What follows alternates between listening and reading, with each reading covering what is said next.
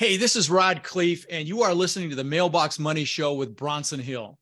All right, so 2023 is the year of operations. This interview is a great interview talking about best practices of great operators. And really, what do you do as a passive investor that even though it's a challenging time in a certain asset class, there can always be opportunities if you're willing to look.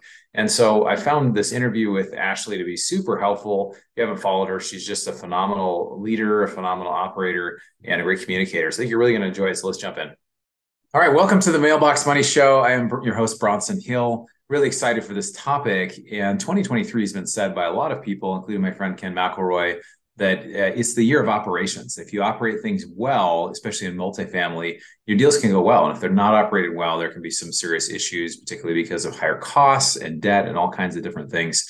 So I have a good friend here with me. I have Ashley Wilson with Bar Down Investments and just doing a lot of different things with BiggerPockets and even her Apartment Addicts program. She has been investing in real estate since 2009.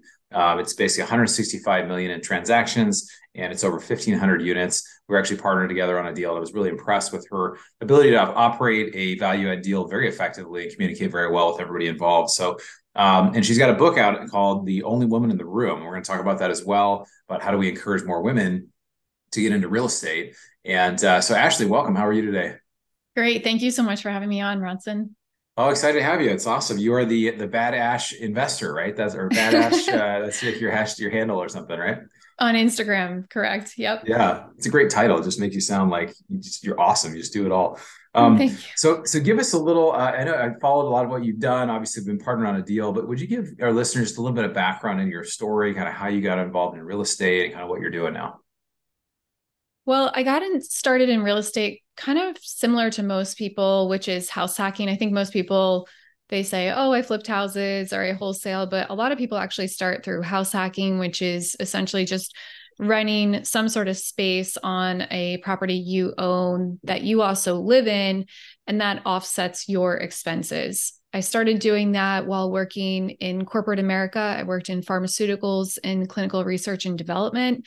And my husband had his career at the same time. Both of us were doing quite well, and we needed somewhere to park our capital. We both weren't believers in the stock market for a plethora of reasons. So we looked to real estate to be that solution that our family needed to build sustainable wealth, offer some tax sheltering on the wealth that we were building, and also just something we believed was more recession resistant and an asset backed investment. So fast forward, I have done a little bit of everything. I've done short-term rentals, long-term rentals, house flipping, high-end house flipping.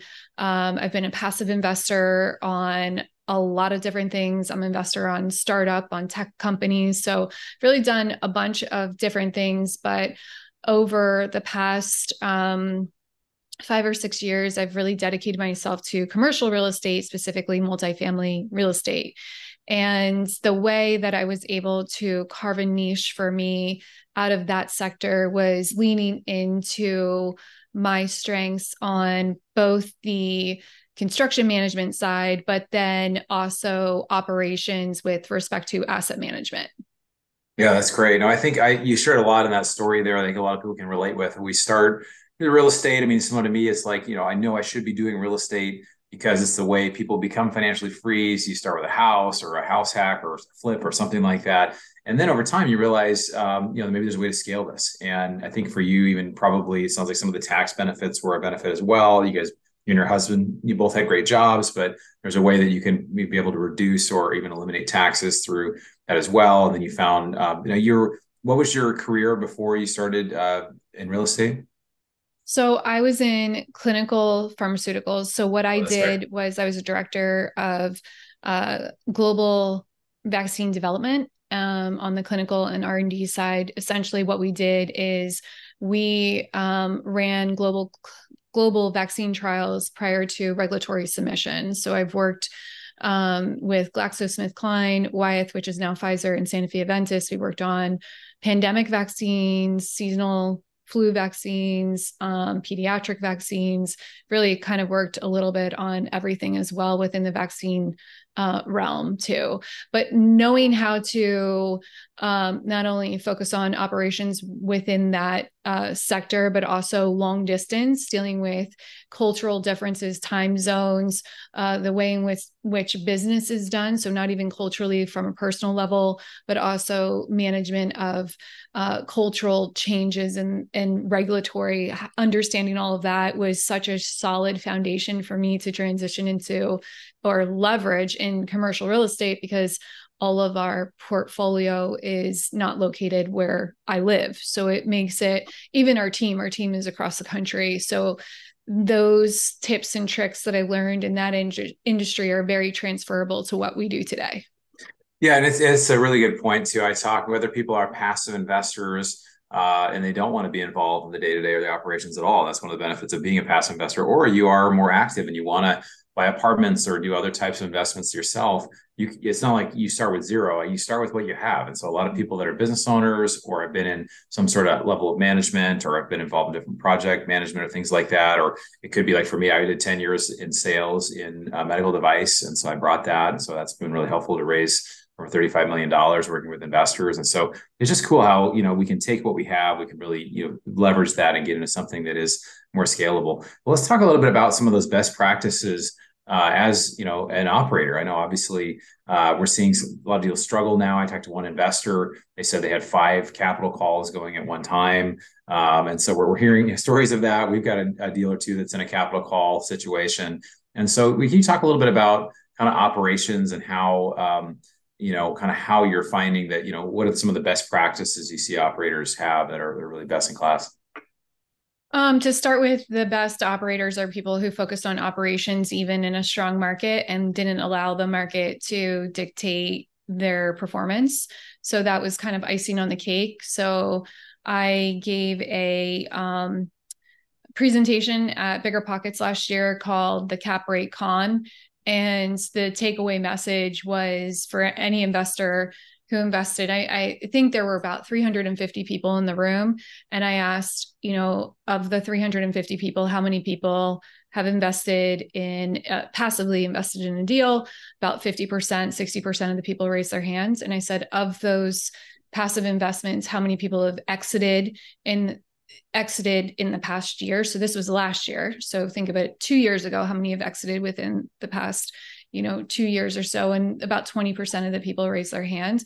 And I said, and how many of those deals outperformed what the original projections were? Everyone kept their hand up, right? And then I said, and then how many of you asked for the original projections of NOI and the original cap rate exit versus what the actual exit NOI and the actual exit cap rate was, to see whether or not it was the operations or the exit cap that dictated the performance of the property? 2 people's hands were left up. So to kind of show you from like a different perspective, when things are going well, no one asks questions. It's only when things start to go poorly do people start to ask questions and start to not trust the process.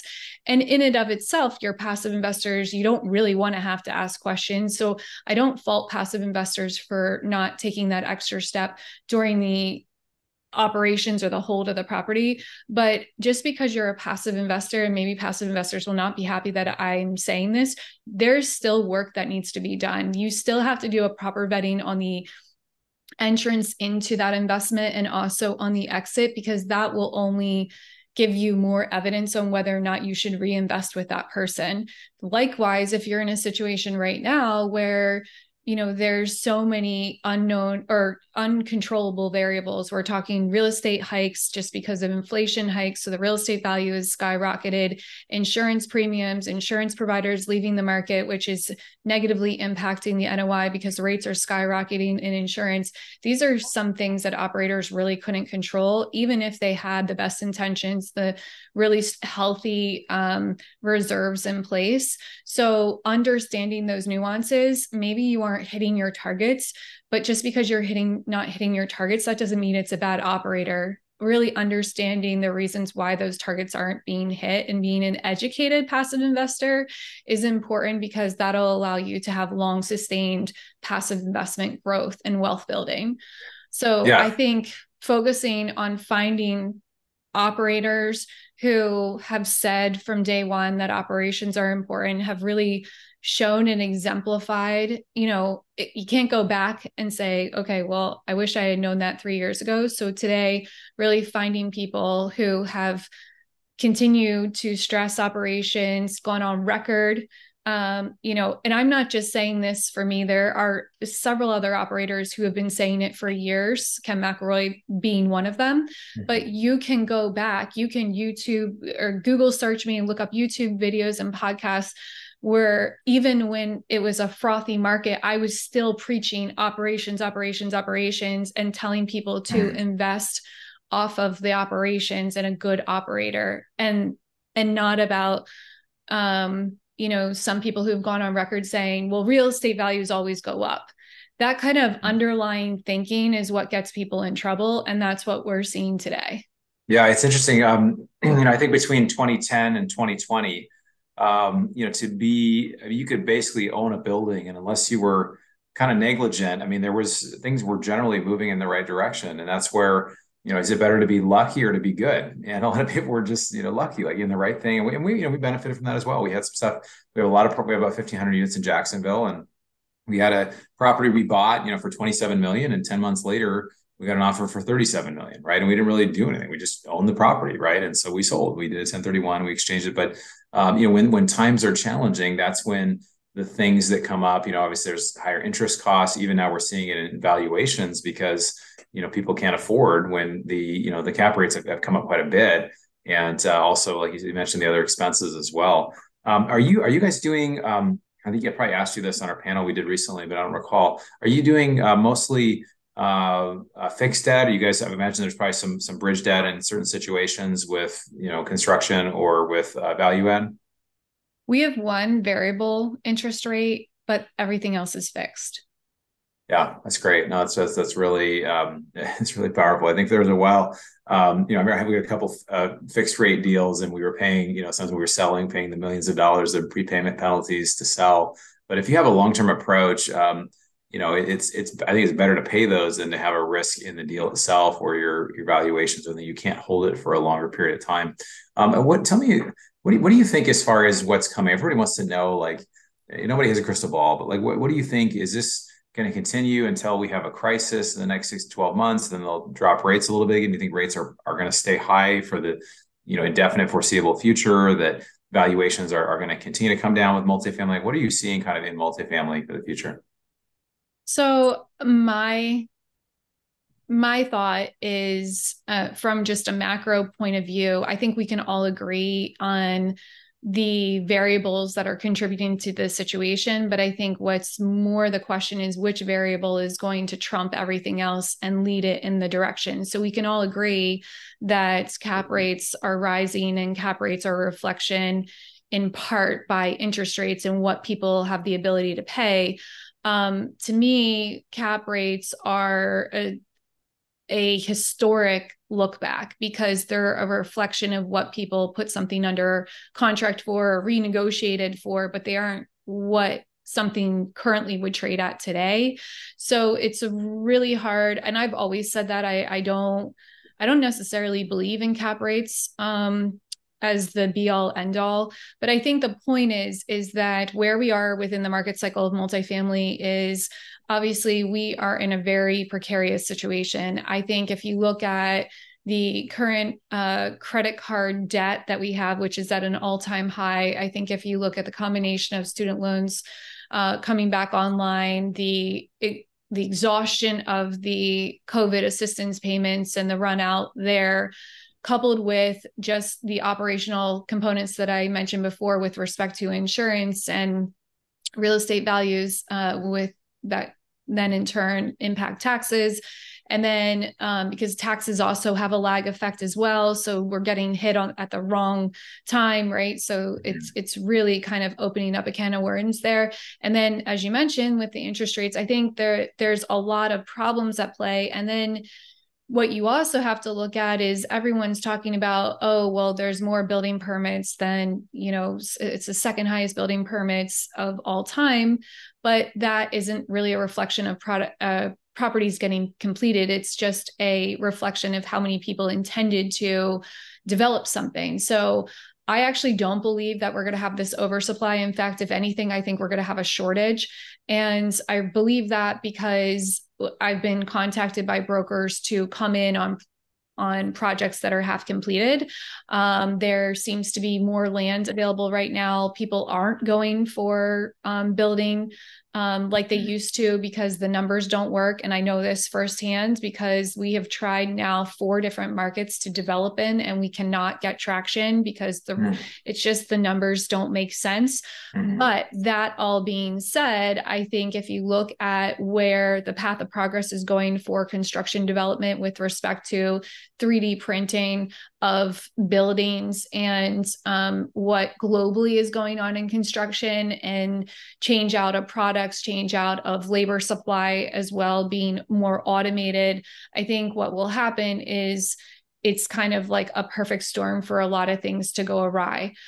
The great thing about the US government, though, is the US government typically steps in these situations because they won't allow for our economy to collapse. It's almost like a big brother in a sense. And I'm not trying to get political. You can be on either side of this. I'm not trying to pick a side here. I'm just trying to say historically, when there have been situations that impact an existing problem in the US, that the government steps in. We have a housing shortage issue. We have a housing affordability crisis. I don't suspect that the government will allow all of these properties to go to foreclosure that everyone's saying. I think that there are, and I know that there are a lot of deals that are going on behind the scenes. I'm in contacts with a lot of banks. I know other people are as well. So they're not hitting the market. They're not getting the traction from mainstream media so that it creates this crisis to the normal average person who watches the news every night, and then like fear mongering and setting us on this trajectory of a recession. Do I think we're still going to have a recession? Yes. But I think if all of these components came to light, I think we would have kind of a sky is falling scenario. And I think that would make this recession a lot worse than I think it'll end up being. I still think we will have a recession. My timing for the recession is Q1 of 2024. And that's just because I think people are going to push as far as they can to get through the holiday season. And then, January comes, which is the number 1 month of the year when people don't pay their rents because they're catching up on the holiday spend. And I think we're going to see that go into February. And I guess the issue there and the combination, I know I'm throwing a lot of variables here, is also how are the local governments going to handle the eviction process at that time? Because a lot of local governments have allowed the eviction process to expand because of COVID. And right. If that continues through 2024, then I think we're going to have a really big problem on our hands. Yeah, I know you mentioned a lot of things, and I think there's some real valid points there. Shortage of apartments. We're having, obviously, there's a lot of issues with running them right now. It's getting pretty intense. I have felt to this point, I didn't think the government would let it go as far as it has, just as an operator. But I think their big thing they've been saying is 2% inflation, which I think the last report was like 3.2%.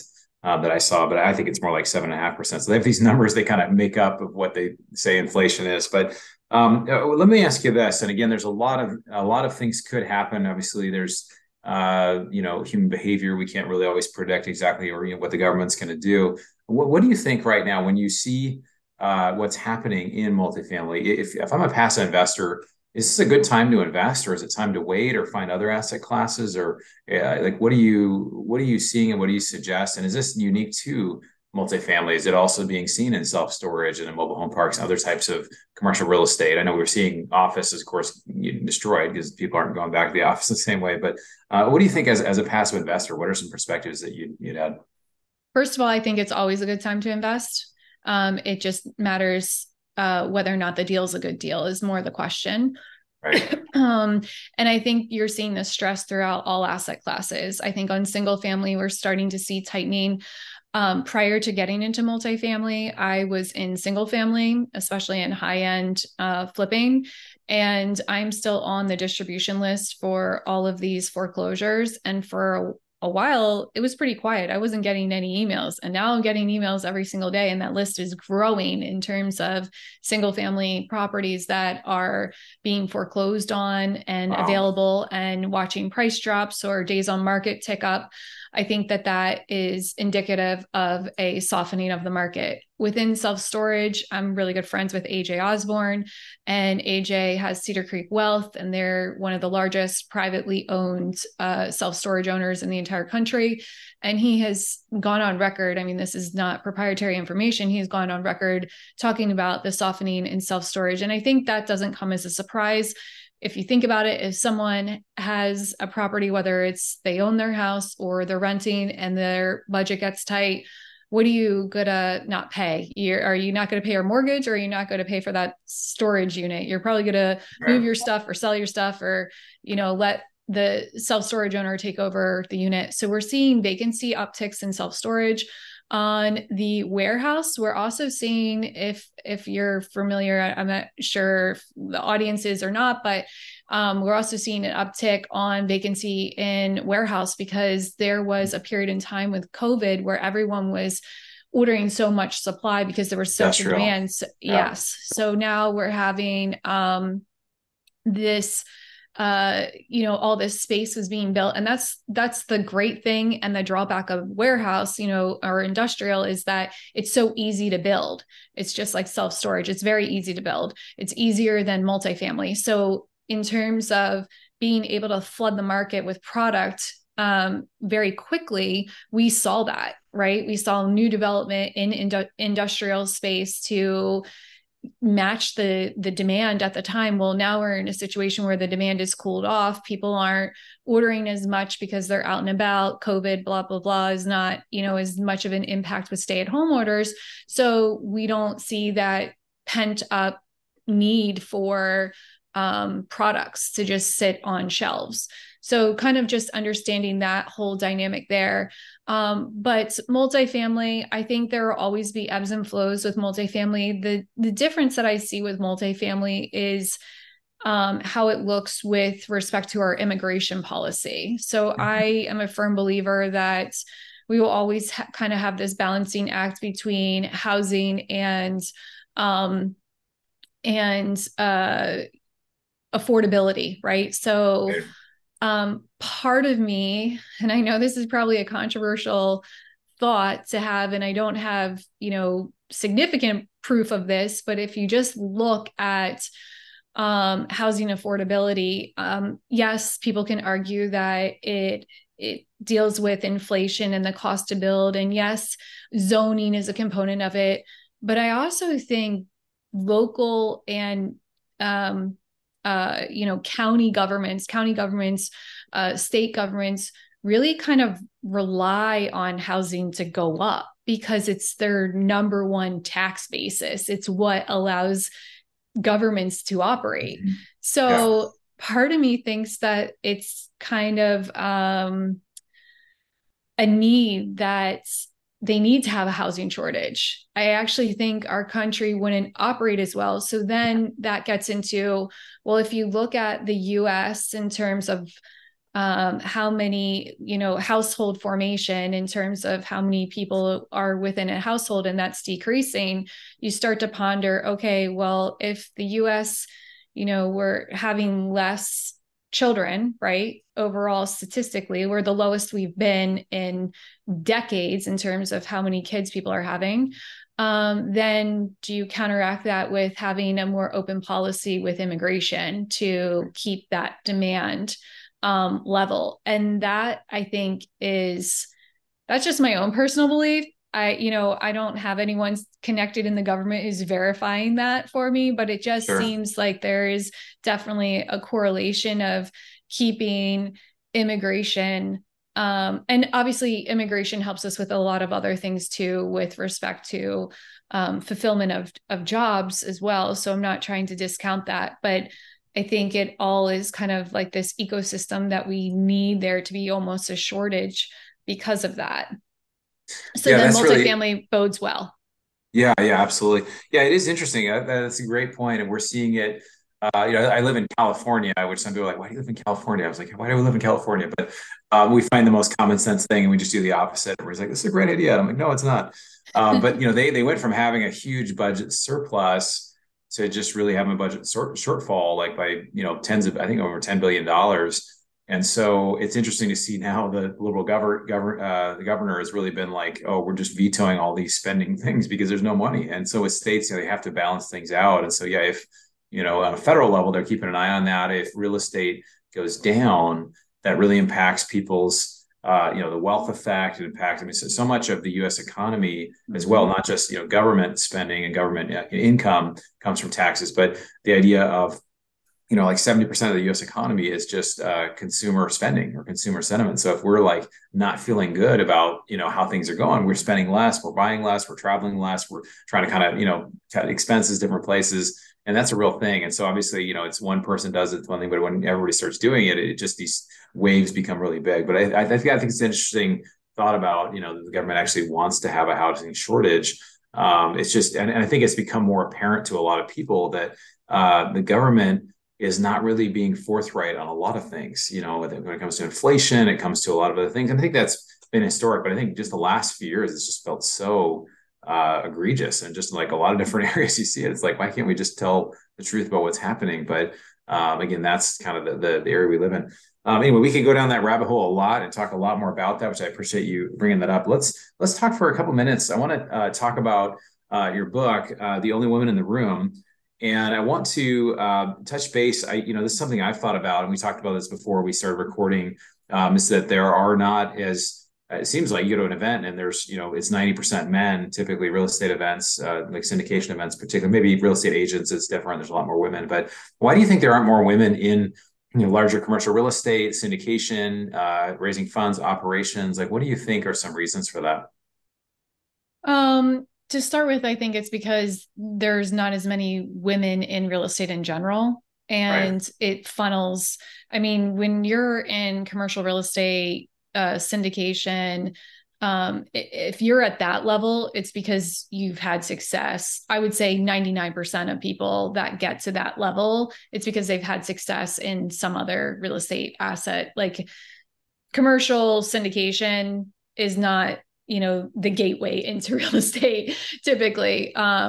Doing multi-million dollar deals, it normally starts off with lower end entry points. So I think that's the reason why is there are not a lot of women going into that field. And I think the reason, and I actually write about this in the book, is I almost think it's like building a house. So if mathematics is the foundation and the walls are accounting and finance, the roof is investing. So women historically, if you look at, first of all, women not even being allowed to be in the workforce, to then being allowed to be in the workforce, but only in limited positions like administrative assistants, to then women being allowed to be in different fields or encouraged to be in different fields. And only recently has there been a focus within STEM for women to go into STEM fields, that I think we are in a transitional period. I actually think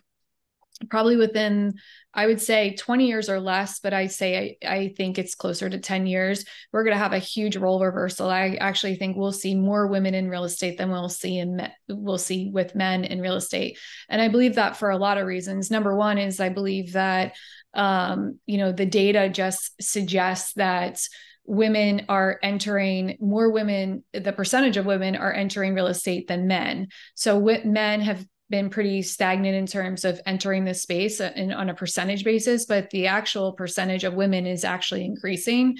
That's number one. Number two is the fact that when women do invest, they actually outperform men. And this has been proven on multiple occasions.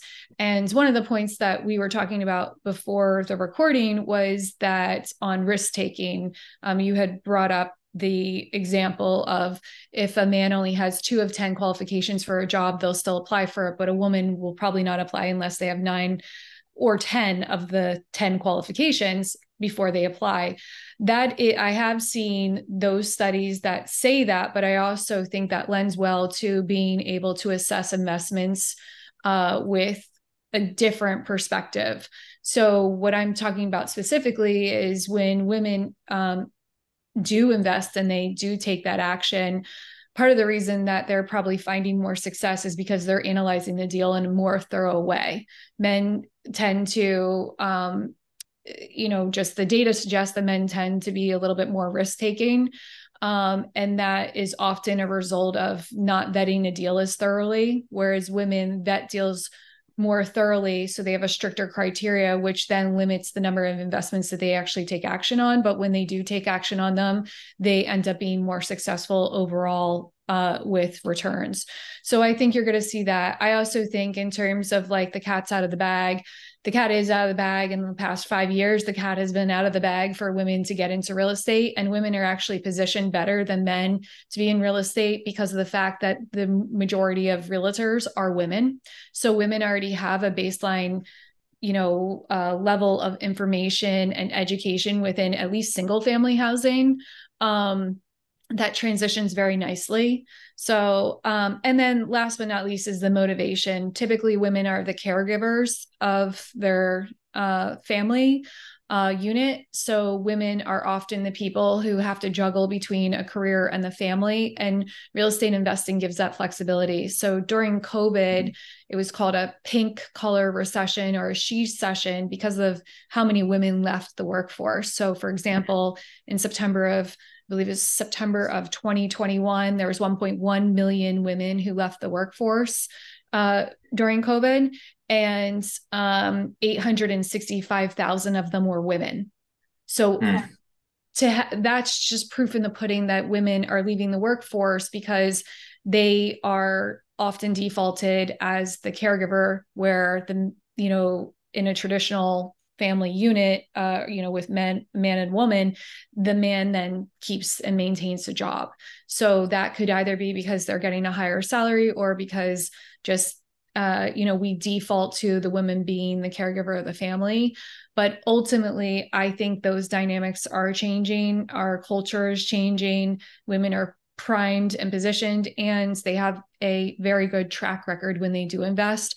So I think this is very, I don't foresee these types of conversations, honestly, happening 10 years from now. I don't think people will remember when women only made up 10% of a conference. I think women will probably outnumber men at a conference, to be honest. So yeah, that's great. No, I have a 10-year-old daughter, and I'm always thinking of ways to try to encourage her to grow and expand. I think just anything we can do to take the limits off of, women or girls in our lives to help them to succeed, I think is great. I know that's your passion too. Well, Ashley, this has been awesome. I feel like we're kind of getting to the end of our time here, but I really just wanted to honor you for just all the value you brought to the apartment space through your education, the operations you've done, of course, being involved with the deal, you've been able to see that firsthand.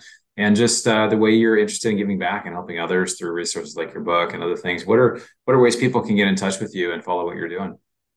You can follow me on Instagram at Bad Ash Investor.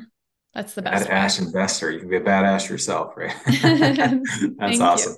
You. That's great. Well, awesome. Well, hey, appreciate you. We'll have to have you again in the future on another panel. But so appreciate you, Ashley, and thanks again for being here. Thank you so much for having me. All right, well, great interview there. I tell you, with Ashley, she has so many things that are valuable to share and so many insights when she was talking about kind of where we're at with the economy and the government kind of almost orchestrating a housing shortage to keep tax prices, valuations going up, so taxes will increase. As an interesting thought. And it's interesting now with the Fed, right? We don't know what the Fed is going to do, right? They've held rates higher, longer, and they've raised rates quicker than I and a lot of people assumed they would. But will there come a point where there is some sort of crisis that happens, something that happens overall where they have to lower rates? We're not sure. But there are always opportunities if you're looking. And again, we look in multifamily, we're doing deals that they look a little different than they did a couple of years ago, but we're doing deals where we really are trying to find opportunities with unique situations such as assumable fixed rate debt, things like that. Also, we look at other asset classes. We look at ATMs and car washes and oil and gas. And so if you haven't joined our investor club, you should check that out. at bronsonequity.com. And thanks for taking the time to educate yourself. Really, seriously, it's great to have you here. My new book is out now. It's called Fire Yourself. So if you go to Amazon, we should have a link on it down below as well. But it's Amazon.com. If you search the title Fire Yourself, Bronson Hill, it's how to replace your working income with passive income in 3 years or less. It'll give you a guide on how to do it. So really excited about this full-length book, and I hope you enjoy it. And we'll look forward to seeing you in the next episode of Mailbox Money. You've been listening to the Mailbox Money Podcast. For more free resources, articles, and videos, go to bronsonequity.com. There you can download your copy of the special report, The Single Best Investment Strategy During and After a Pandemic. None of the information shared here is an offer to buy a specific investment, and this is for educational purposes only. Consult your financial, legal, and tax professionals and use your own common sense before making any investment decisions. Thanks for joining us, and be sure to tune in next time for more Mailbox Money.